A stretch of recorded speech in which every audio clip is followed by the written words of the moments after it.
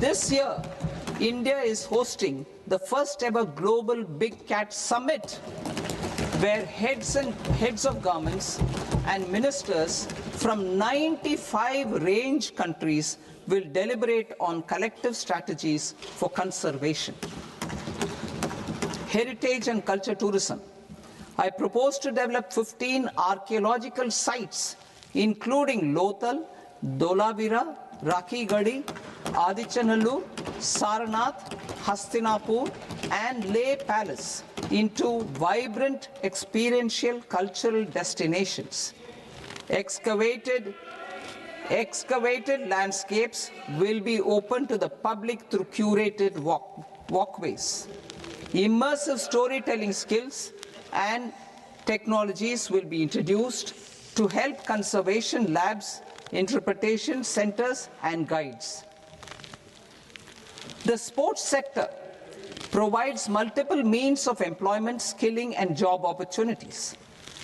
Taking forward the systematic nurturing of sports talent which is set in motion through the Khelo India program earlier, I propose to launch a Khelo India mission to transform the sports sector over the next decade. The mission will facilitate an integrated talent development pathway supported by training centers which are foundational, intermediate, and elite levels. B, systematic development of coaches and support staff. C, integration of sports science and technology. D, competitions and leagues to promote sports culture and provide platforms. And E, development of sports infrastructure for training and competition. Our third Kartavya aligns with our vision of Sabka Saath, Sabka Vikas towards Vikasit Bharat. This requires targeted efforts for 1. Increasing farmer incomes through productivity enhancement and entrepreneurship, with special attention to small and marginal farmers. B. Empowering Divyangjan through access to livelihood opportunities, training, and high-quality assistive devices. C. Empowering the vulnerable to access mental health and trauma care. D. Focus on the Purvodaya states and the Northeast region to accelerate development and employment opportunities. Fisheries. We will undertake initiatives for integrated development of 500 reservoirs and Amrit Sarovars. 2. Strengthen the fisheries value chain in coastal areas and enable market linkages involving startups and women-led groups together with fish farmer producer organizations. Animal husbandry. To provide quality employment opportunities in rural and peri-urban areas, we will support the animal husbandry sector in entrepreneurship development through A. A credit-linked subsidy program. B. Scaling up and modernization of livestock enterprises. C. Enhanced creation of livestock, dairy, and poultry. Enhanced creation of livestock, dairy, and poultry-focused integrated value chains. And D. Encourage creation of livestock farmer-producer organizations. High-value agriculture. To diversify farm outputs, increase productivity, enhance farmers' incomes, and create new employment opportunities, we will support high-value crops such as coconut, sandalwood, cocoa, cashew in the coastal areas, agar trees in Northeast, and nuts such as almonds, walnuts, and pine nuts in our hilly regions. All of them will be supported. India is the world's largest producer of coconuts. About 30 million people, including nearly 10 million farmers, depend on coconuts for their livelihood. To further enhance competitiveness in coconut production, I propose a coconut promotion scheme to increase production and enhance productivity through various interventions, including replacing and non-productive trees with new saplings or plants or varieties in major coconut growing states. A dedicated program is proposed for Indian cashew and cocoa to make India self-reliant in raw cashew and coconut production and processing, enhance export competitiveness, and transform Indian cashew and Indian cocoa into premium global brands by 2030. Sandalwood.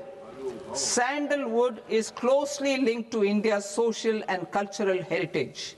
Our government will partner with state governments to promote focused cultivation and post-harvest processing to restore the glory of the Indian sandalwood ecosystem, to rejuvenate old, low-yielding orchards and expand high-density cultivation of walnuts, almonds, and pine nuts. We will support a dedicated program to enhance farmer incomes and in bringing value addition by engaging youth.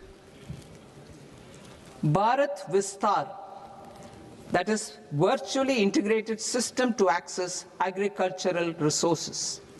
I propose to launch Bharat Vistar, a multilingual AI tool that shall integrate the AgriStack portals and the ICAR package on agricultural practices with AI systems.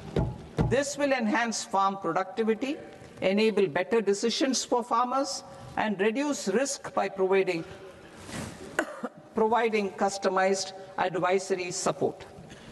She Marts for rural women-led enterprises. Building on the success of Lakpati Didi program, I propose to help women take the next step from credit-linked livelihoods to being owners of enterprises. Self-help entrepreneur, She Marts will be set up as community-owned retail outlets within the cluster-level federations through enhanced and innovative financing instruments. Empowering Divyangjan. Divyangjan Kaushal Yojana. Information technology, AVGC sectors, hospitality and food and beverages sectors often offer task-oriented and process-driven roles which are suitable for Divyangjan. We will ensure dignified livelihood opportunities through industry-relevant and customized training specific to each Divyangjan group. Divyang Sahara Yojana. Timely access to high-quality assistive devices for all eligible Divyangjan is a fundamental need. I propose to 1. Support the Artificial Limbs Manufacturing Corporation of India, Alimco, to set up and to scale up production of assistive devices, invest in R&D and AI integration, strengthen PM Divyasha Kendras, and support setting up of assistive technology marts as modern retail style centers where Divyangjan and senior citizens can see, try, and purchase assistive products. Reaffirming our commitment to mental health and trauma care. There are no national institutes for mental health care in North India. We will therefore set up a NIMHANS 2 and also upgrade national mental health institutes in Ranchi and in Tezpur as regional apex institutions. Emergencies expose families, particularly the poor and vulnerable, to unexpected expenditure. We will strengthen and increase these capacities by 50% in district hospitals by establishing emergency and trauma care centers. Focus on Purvodaya states and northeastern regions. Purvodaya. I propose the development of an integrated East Coast industrial corridor with a well-connected node at Durgapur, creation of 5 tourism destinations in 5 Purvodaya states, and the provision of 4,000 e-buses. Buddhist sites in northeastern region. The northeastern region is a civilizational confluence of Theravada and Mahayana or Vajrayana traditions. I propose to launch a scheme for development of Buddhist circuits in Arunachal Pradesh, Sikkim, Assam, Manipur, Mizoram, and Tripura. The scheme will cover preservation of temples and monasteries, pilgrimage interpretation centers, connectivity, and pilgrim amenities. 16th Finance Commission.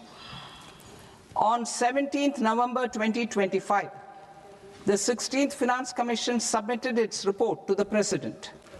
As mandated under Article 281 of the Constitution, the government is to lay the report along with the explanatory memorandum on the action taken report on the recommendations of the Commission in Parliament, which, Sir, Honourable Speaker, you've allowed me to do at the commencement of this session. The government has accepted the recommendation of the Commission to retain the vertical share of devolution at 41%. As recommended by the Commission, I have provided 1.4 lakh crores of rupees to the states for the year 2026-2027 as Finance Commission grants. These include rural and urban local body and disaster management grants. Fiscal consolidation. Government has been delivering on our fiscal commitments consistently without compromising on social needs. To strive towards accepted standards of fiscal management in Budget 25-26, I had indicated that the central government would target reaching a debt-to-GDP ratio of 50 plus or minus 1% by 2030-31. In line with this, the debt-to-GDP ratio is estimated to be 55.6% of GDP in BE 26-27. compared to 56.1% of GDP in RE 25-26. A declining debt-to-GDP ratio will gradually free up resources for priority sector lending and expenditure by reducing the outgo on interest payments. One of the main operational instruments for debt targeting is the fiscal deficit. I am happy to inform this august House that I fulfilled my commitment made in 2021-2022 to reduce fiscal deficit below 4.5% of GDP by 25-26. In RE 25-26, the fiscal deficit has been estimated at par with BE of 2025-26 at 4.4% of GDP. In line with the new fiscal prudence path of debt consolidation, the fiscal deficit in BE 26-27 is estimated to be 4.3% of the GDP.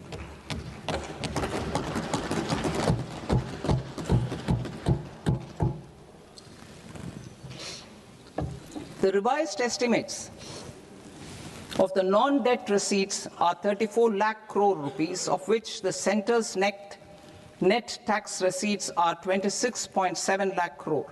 The revised estimate of the total expenditure is 49.6 lakh crore rupees, of which the capital expenditure is about 11 lakh crores. Budget estimates 2026 to 2027. Coming to 26-27, the non-debt receipts and the total expenditure are estimated as 36.5 lakh crore and 53.5 lakh crore respectively. The centre's net tax receipts are estimated at 28.7 lakh crore rupees. To finance the fiscal deficit, the net market borrowings from dated securities are estimated at 11.7 lakh crore rupees.